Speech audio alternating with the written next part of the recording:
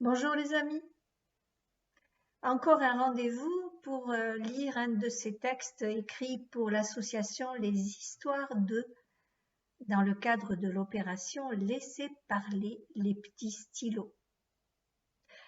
Le thème c'est moment de rêve et le mot imposé cucurbitacé. Le titre de l'histoire que je vais vous lire maintenant c'est Hurluberlu. Des coups à la porte du mobil-homme écourtèrent la sieste du jeune homme.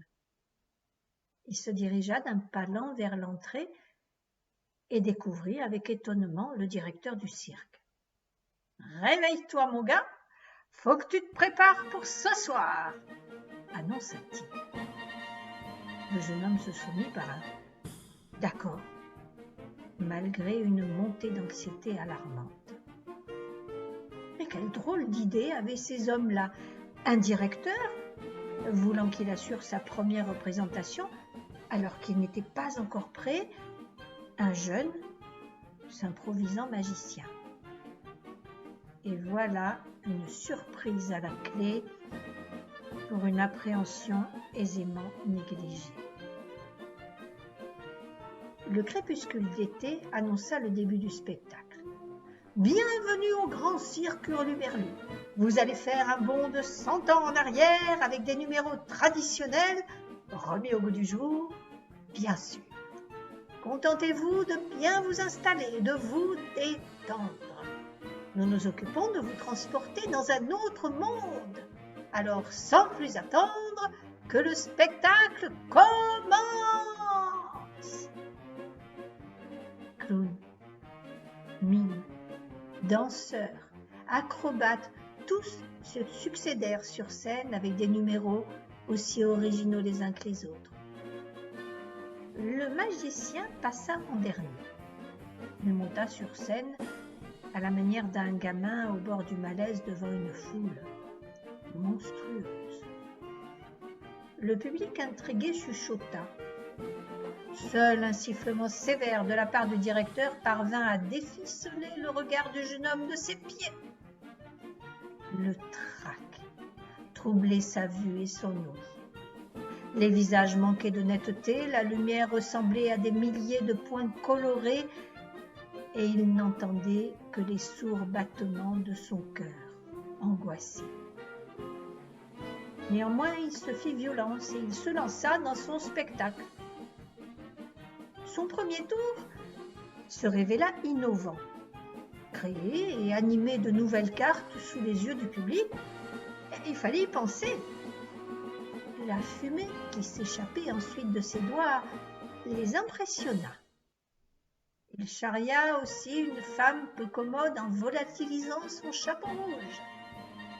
Les tours, lévitation, illusion, mentalisme, tous s'enchaînaient sans complication. La magie envahissait le chapiteau, retenant ainsi captifs des yeux émerveillés par centaines, petits et grands. Cette clameur emporta le magicien sur un nuage. Avant-dernier tour. Le magicien retenait l'attention de tous. Le temps semblait suspendu. Qu'allait-il éclore du petit pot de fleurs? Deux magnifiques et impressionnantes dagues. Les spectateurs crièrent la formule magique avec le magicien. Hurluberlu!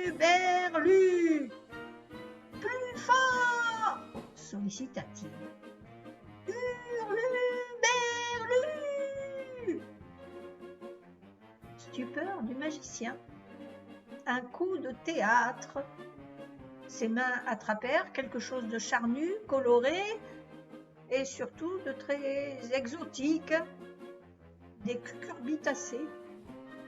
La foule s'esclaffa et applaudit davantage.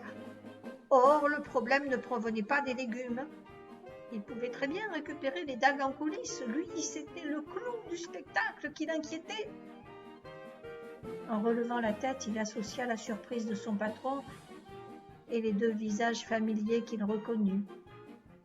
le même patron qui le pressait actuellement pour conclure le spectacle. Pour ce dernier et dangereux tour, les 2 personnes du premier rang devraient avaler les dagues. Ses parents étaient les 2 et seules personnes du premier rang. Les coups à la porte du mobil-homme réveillèrent le jeune homme en sursaut.